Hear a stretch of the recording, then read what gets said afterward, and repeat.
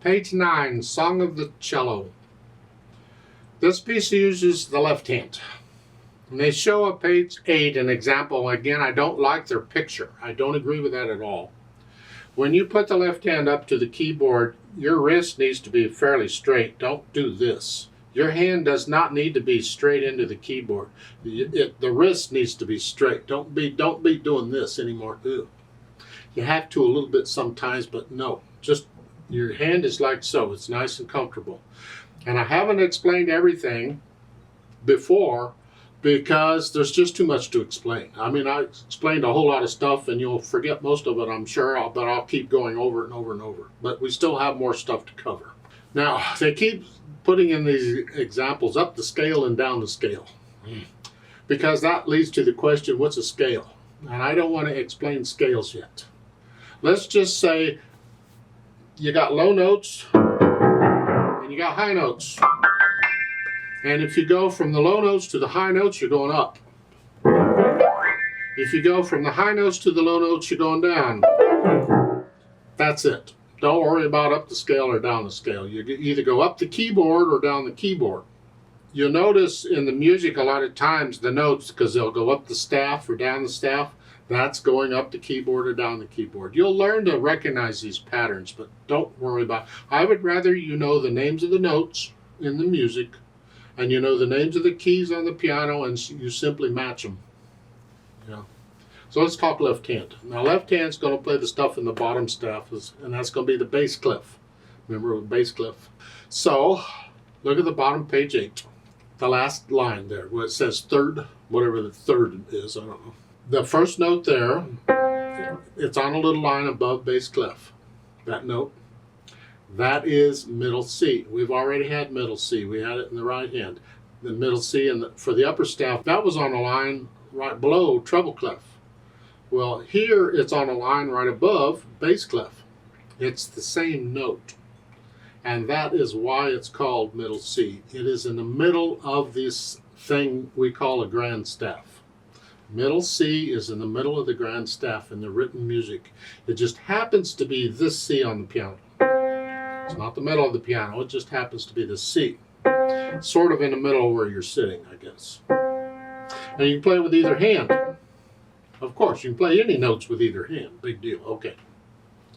So we have these notes here. We have a C and then a B, A, G, F. These are the notes we're going to use. And you need to know the names of the notes and the keys. Well, remember we've already had C, D, E, F, G. We've had those. But now we're getting the A and the F, or the B, excuse me. The A and the B. Because they're here. The B is here and the A is here. So now we got all 7 keys on the piano. All you got to do is memorize which key is which as quickly as possible. If you're using stickers, it's up to you. I don't care. But I would prefer that you get to where you can remove the stickers as soon as possible. So you know the names of the keys on the keyboard. So here we're using these keys for this piece with the thumb on middle C. See, here we had thumb on middle C here. Now we're here.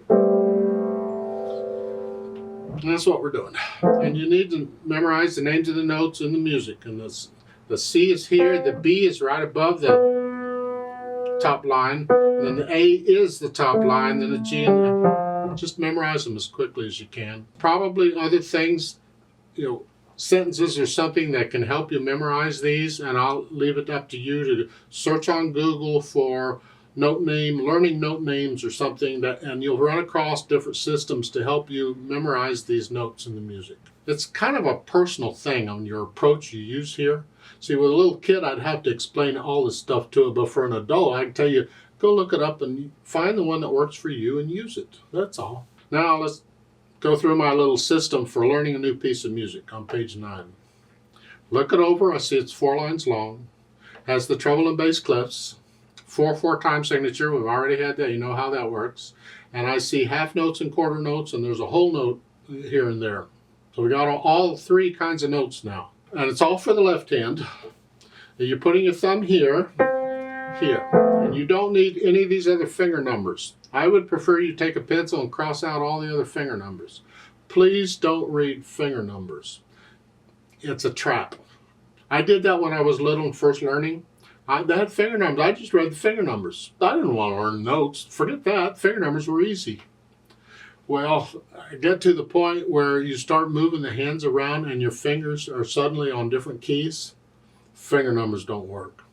You gotta know the names of the notes. So I'm encouraging you, don't read the finger numbers, read the notes. You only need the finger number on the first note of this piece. That's the only one you need. That tells you where to put the hand. And you get rid of all these other finger numbers. Now again, you can do the play and say it drill. Till you know these names of these notes is comfortable. You forget the rhythm, you forget the counting. All you want to do is play the note and say the name of it. So here it's C, and then a G, C, G, A, G, F, A, C, G. Just go over and over and over and over that drill over and over until it starts to sink in. And again, you want to get to where you can play this without looking at the keyboard, because your hand isn't moving around. But you got to remember which key is on which, or which finger's on which key. It's important. Now, once I have the names of the notes and all that worked out, then I think about the counting. Remember, in 4/4 time, a quarter note gets a count. That's what we're counting. That's what the bottom 4 means. And the top note tells us how far we're counting. So there's the same as 4 quarter notes in every measure. Same as. Because in the first measure, we don't have any quarter notes. Well, 2 half notes is the same as 4 quarter notes. So that's what it means. So the half notes get 2 counts. So it's 1, 2, 3, 4. 1, 2, 3, 4. 1, 2, 3, 4. 1, 2. Do you get the idea? Now look at the second line. And a line here is 2 staves that are hooked together. You see, look at the beginning of this. You see the 2 staves, and the vertical lines, they go through both staves. They're connecting them. We call that one line because you're reading both staves at the same time. And you'll get that I got to read 2 staves at the same time. Yeah, it comes. Don't worry about it. It comes. So the second line is the second group, and at the end of it, you see a whole note. There, whole note. That's 4 counts. Hold it down for 4 counts. So make sure you got the rhythm okay and the notes okay, and then go back through it, however many times it takes, doesn't matter, and get rid of any hesitation. So it is a steady beat throughout. 2, 1, 2.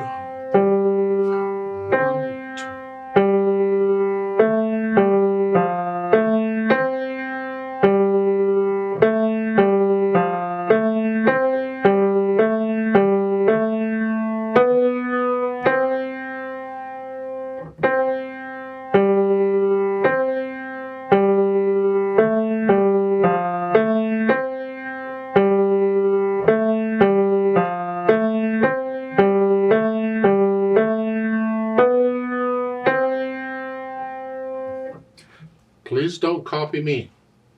You get into it and you play it. You don't have to go that speed. You take it slower or whatever, it doesn't matter. But you do it. Let's play it together very slowly and check that you have the right notes and rhythms. Now this is after you've learned it. You see, I put the starting point of every Play With Me section of the video in the description. That way you can stop the video, learn the piece, however long it takes. Then when you're ready, come back to the video and you can go directly to the Play With Me section. You just drag the runner or the whatever it is they call it for the video over to the starting point of the Play With Me section and play it with me there. So I'll give us 4 counts, so let's play it together very slowly. 1, 2, ready, go. 1, 2, 3, 4. 1, 2, 3, 4.